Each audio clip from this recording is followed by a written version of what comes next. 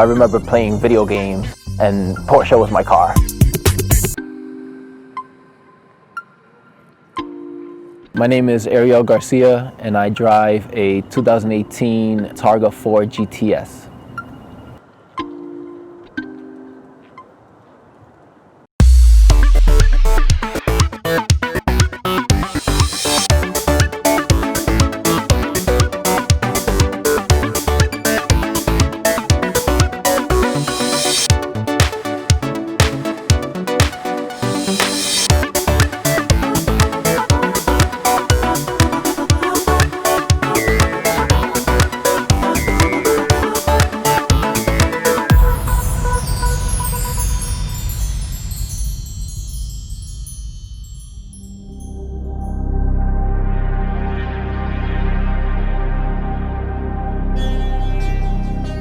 The graphite blue, but instead of being a glossy finish, it has a matte finish to it. By far, I didn't do it for the look. Soap and water and I'm done, and so I'm not one to wax a car. But yeah, I do drive it all year round. I think my first 7 months I put 13,000 miles on the vehicle. After that, it's toned down a little bit. I've always been into Porsches. I didn't think it was anything that I would actually attain at any point, so I think it was always like kind of a fantasy. I have a friend from elementary school that I hadn't seen in a long time. And he actually pointed out, walking home from school every day, there was a Porsche we used to walk by that used to be parked in the streets in New York City. And I just used to stop and stare at it. It was pretty close to this candy store. A bunch of people ran to the candy store. I didn't get any candy because I was sitting outside looking at real eye candy. I don't know. At some point in my teenage years, my dad had a couple of Pontiac Firebirds, Chevy Camaros. So I kind of liked those kind of cars just from being exposed to them physically in real life, but I had a soft spot in my heart for Porsche. Right when I started as a freshman in college, my dad got me a Nissan Stanza. He had gotten to a point in his life working as a mechanic or an assistant at a local shop, and he actually got this junker and with a bad automatic transmission, and he fitted a manual transmission in it. So I got a lot of real world driving experience and my stick shift experience at the same time. And that car probably lasted about a year. The car broke down on me on the Merritt Parkway. I bought a Mazda MX-3. It was a 92 model year, the GS trim with leather seats, and at that time I thought it was fancy, the retractable seat belts that have the track, and yeah, it was a great find at the time. That car I ended up going through some good times and bad times with, but I enjoyed it. It was definitely quicker than anything else I had been in, and so I do a lot of work on vehicle emissions, working with different states on their vehicle emissions testing programs. I graduated from the University of Massachusetts Amherst with a bachelor's degree in chemical engineering. One of the things that I had on my resume was automobile modifications. They always ask you to list hobbies or something that's interesting. And not that I'm a boring guy. I did have poetry on there. I used to like reading a lot more poetry. But anyhow, that actually led to catching the eye of someone at the state of Connecticut. And I got a call from their environmental agency. They questioned me about the automobile modifications, and I told them how my dad owned the shop. They said, I'll work with the Connecticut Department of Motor Vehicles on their vehicle emissions and testing program, and I will also run this computer model to determine emissions of on-road vehicles. I'm like, so I'm gonna be around cars and I'm gonna play with this computer model and you're gonna pay me? So I was like, that sounds great. Not that I'm any super genius or anything, but I always felt like, how the stories about, the Catch Me If You Can type of movies, you have the expert, guy that does the fraud checks, and now the FBI wants him because they want, I had done a lot of tinkering with emissions control. So yeah, I had an uncle that probably 25 years older than me. So obviously as a kid, we didn't have much in common. Over time, our relationship grew, and at times he, came over and lent me a hand, and then there were times that I was over at his place I thought it was just stopping in to say hello, and we end up, rewiring a kitchen for a couple of hours. He was an awesome guy. He was somewhat frugal, and his thing was always, I'm saving my stuff for retirement. I'm gonna enjoy my retirement. He turned 62 in like April of 2016. Unfortunately, 5 months later, he actually passed. That hit me kind of hard. I think that pushed me to get the Porsche when I was ready, maybe 2 years after that. I know it's good to save. I know that there's always other, even responsible things you could do with your funds, but you gotta enjoy your time while you're here. The last 2.5 years of having the vehicle, it actually brings me joy. It's not so much of a materialistic thing. I enjoy driving it. If I'm coming into Boston and for any reason and there's heavy traffic, I always think I'd rather be sitting in traffic in my 911 than in something else. But one of the things that has come in so handy is just having rear seats or enough space in the rear. I have a 15-month-old now. From the time he was born, I put a car seat in there. All along, my Mazda MX-3 was a stick shift.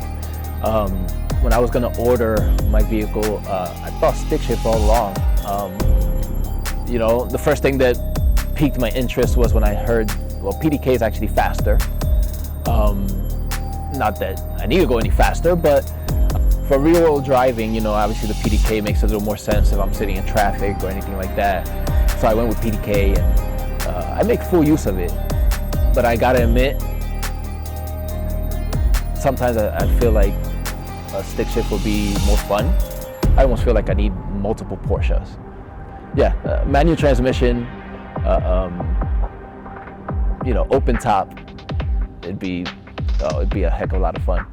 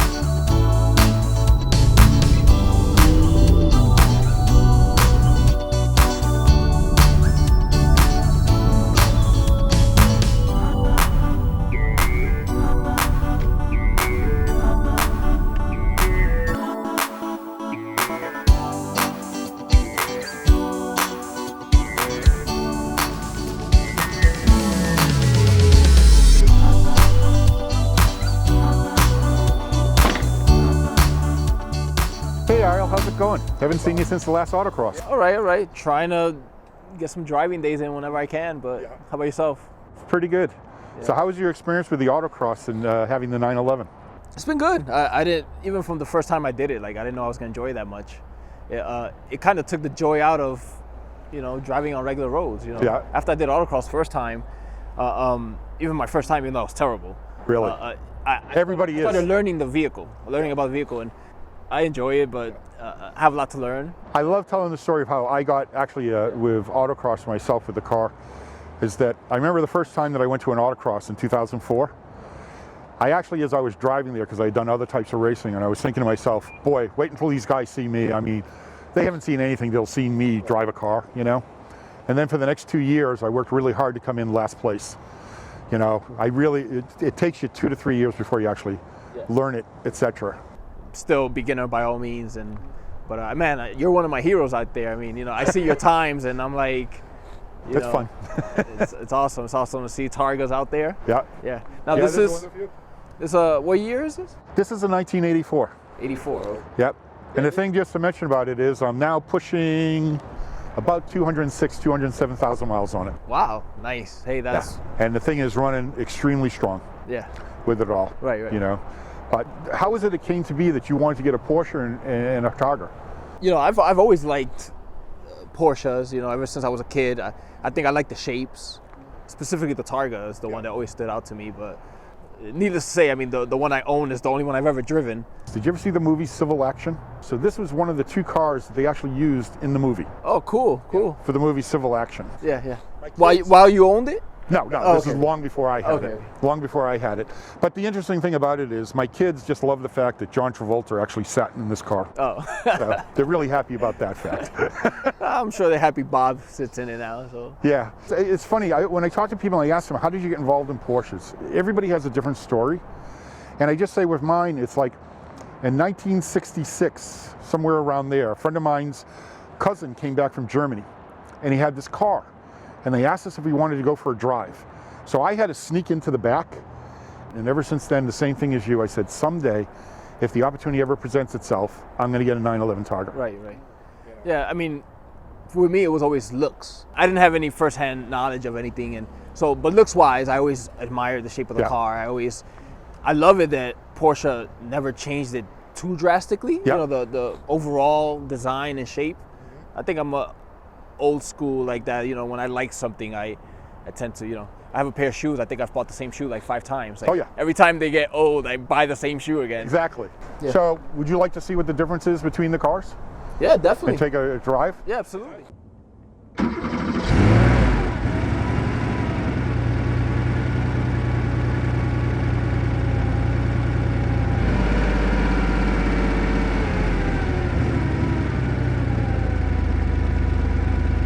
I think the new Targas, that's the ideal family vehicle, if you ask me, Yeah. So there's a baby seat back there. Yeah. I removed the rear leather padding and everything, so there's more space for a passenger to still sit in the front. Oh, really? When I got the hatch in service mode, it turns into a diaper changing station in the back, on top of the engine cover. Nice and warm too. Well, I'll tell you, I mean, when my kids were younger, or then when I had grandchildren, I could put them in the back. Yeah. But the other thing that's also nice about these cars, though, is that you can't take a lot of people in them. Right. So it's nice. So as you can see with this car, you're going to sort of sense and feel things that you're not necessarily feeling in your car. Right. With the bumps and stuff. And you'll notice that when you go around corners and stuff.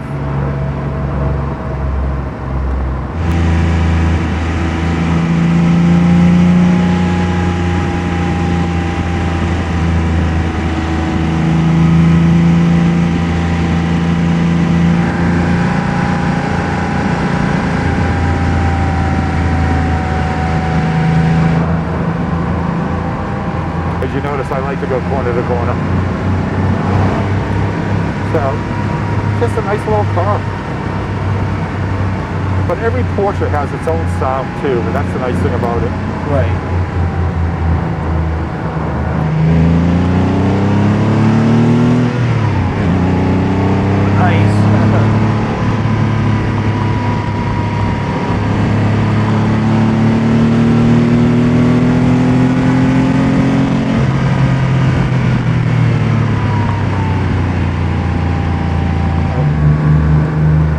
But you gotta love the sound of these cars.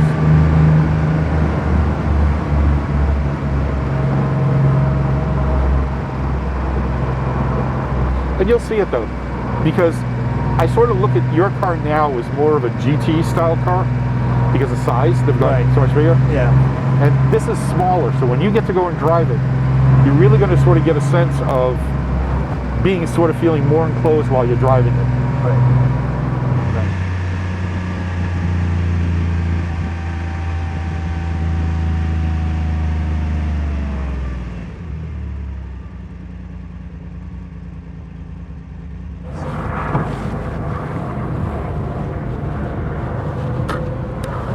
So I don't know if you're watching me in terms of shifting, but as I'm just shifting it, all I'm doing is just gently.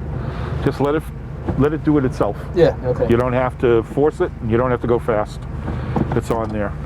And the clutch, you're going to find, is going to catch, with my clutch, it catches about halfway up. You'll start feeling the catch. Okay. And then come off of it. So, all right. I'll move the seat back for you.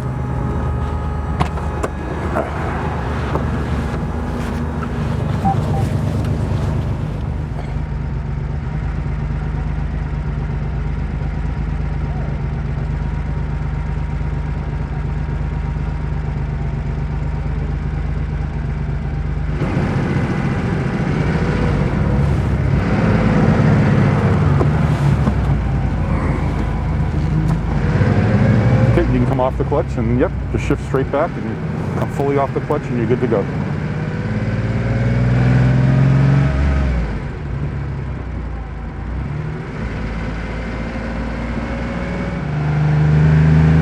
But each car has its personality, and what this car offers for a personality is just, it takes you back in time. Yeah. So tell me what you're experiencing as you drive the car.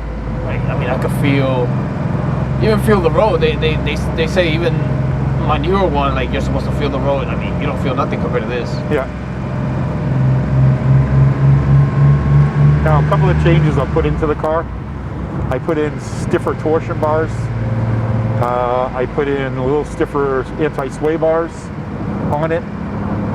So, you know, it handles, and I put in a sport Bilstein shocks. Right. So it makes it a little bit more level, because these cars have a huge tendency to lean.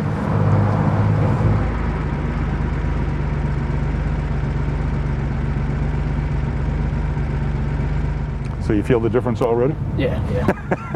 No, it's awesome. It's so much more engaging. It's only because there's nothing there to make the ride smoother or make the steering more, you know, it's just, it is what it is. I miss the stick shift. But as you can see, the thing that's really nice with this is that, as you can see, I'm now pushing, it's 208,000 miles on the car, 208.5. How many miles I have on it. But everything, it's just amazing how this thing is just held together, and it's still working so well. Yeah. You know? Now this model here, 1984, this is, what's the 3.2. Yeah, so this car had a 3.2 engine. Yeah. The American version of this car was pushing out 207 horsepower. That's what Porsche rated at. If you happen to have a European one, so the European one was pushing out about 235 horsepower. I don't have any intention to sell this car, okay? Right. This car, I think, and it's funny with my kids, I have 3 kids, and they all want to know that at my demise, who gets this car? And they've all tried to give me, you're good. They've all tried to give me, you know, their rationale for it. But what I just told them to do is that just make damn sure they dig a hole big enough so they can bury me in the car. Right. But my youngest daughter came to me and she goes, she knows that I want to be cremated. So she goes, Dad, if you leave the car to me, I'll take your ashes and I'll put them into the ashtray, and that way you'll always be in the car. And I know my daughter all too well to know that one day she's going to be in here cleaning with a vacuum. Right. Then the next time you hear is, oops. How old is she? Right now she's 30. Okay. 30 years old. But she also said one time, it was kind of funny, she said if there ever was a fire in the house, she knew that the safest place to be in the entire house if there was a fire was in this passenger seat, because she knew the first thing that I was going to save was the car.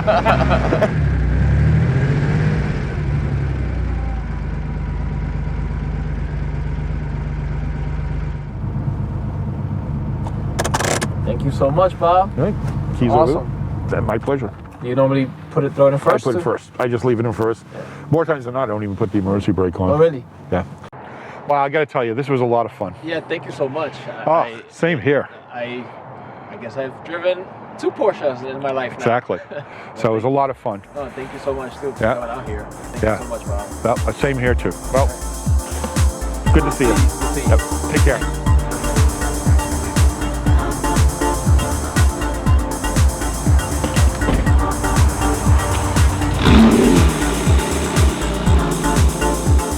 You know, when I first got the Targa, I got it mostly because I think that was the model that, as a kid or even into my teenage years, I remember liking the way they looked.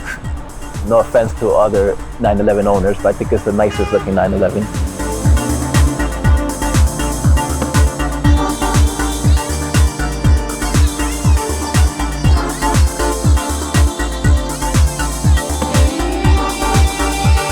Yeah, we have to make up first.